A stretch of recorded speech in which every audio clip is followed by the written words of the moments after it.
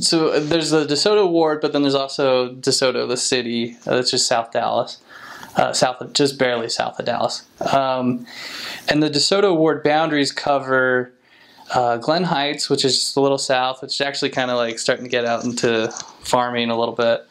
But then it also covers I believe, it covers Cedar Hill, Texas, which is aptly named actually because there's lots of hills and there's lots of cedars covering those hills. But then it also covers parts of South Dallas, like South Oak Cliff. Oak Cliff is just like sort of the hood part of Dallas, South Dallas basically. I don't even think Oak Cliff is technically a suburb. I think it's just like it's almost like more of a region of Dallas. But anyway, so it's a really interesting area because if you go to like Cedar Hill or DeSoto, it's just like your typical suburb, you know, with all these typical neighborhoods and stuff. But then you can go to Oak Cliff, that part of the ward, and it's totally different. You know, it's quite frankly high crime. You know, you kind of have to be a little more careful. It's, you know, probably not good to go. In fact, I think most mission presidents, I don't think even send sisters there because to Oak Cliff, to anywhere near Oak Cliff, because it's just not safe for sisters probably. What's funny is most of our teaching actually centered around Oak Cliff, it seemed like, but yeah, it's interesting because you can have like, you know, some pretty wealthy people that live in DeSoto, and even in Cedar Hill. But then in Oak Cliff, you have some of the poorest people in the whole region, you know, so, which makes for an interesting ward dynamic. But all in all, I'd say the ward's pretty humble, and the areas, even though DeSoto and Cedar Hill are a little nicer, they're still not nearly as high class as Plano and Allen and Richardson, some of the places up north.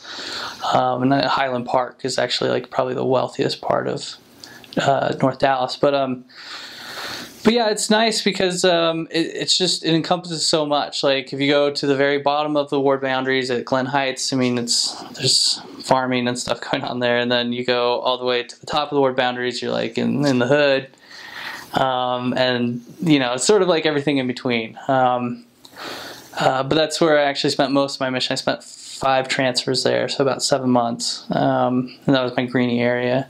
I was in Dallas just earlier this month actually, and I forgot about this. What's different about just Dallas generally, and I would say DeSoto as well, is there's so many highways. Like I was driving from one part of Dallas to another, and driving to Cedar Hill actually from downtown Dallas, and I had to get on like 3 different highways to do it. I mean, it's like, get on this highway, okay, then transfer to this one, okay, and transfer to that one, and then just keep going. And it's just interesting, there's just so many highways, so I'd say that's one thing that's different. It's a little different than Utah Valley because not much is built on the grid there. You know, there's a lot of winding roads. There's probably more trees in that area of Dallas than there are here out west in Utah. There's more of a neighborhood structure.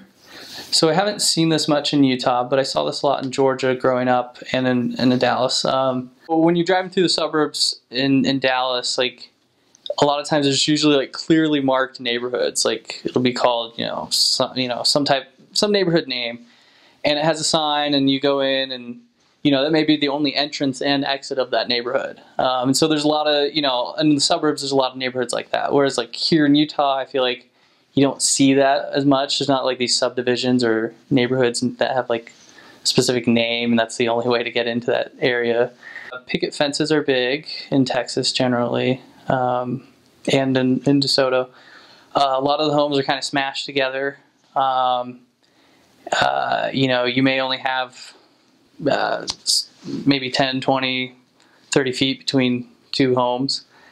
And then there'll be usually like each home is squared off with its own little picket fence, and so everybody kind of gets their own little backyard. Also, some of the garages are in the back, and so there's like this back alley that you drive through, which I've never seen anywhere else. So it's funny when you drive through the main road that all the houses face. you may see very little cars, and it's hard to tell who's home and who's not because everybody's parked in their garage out back, and like they can come and go through the garage out back through that little alley.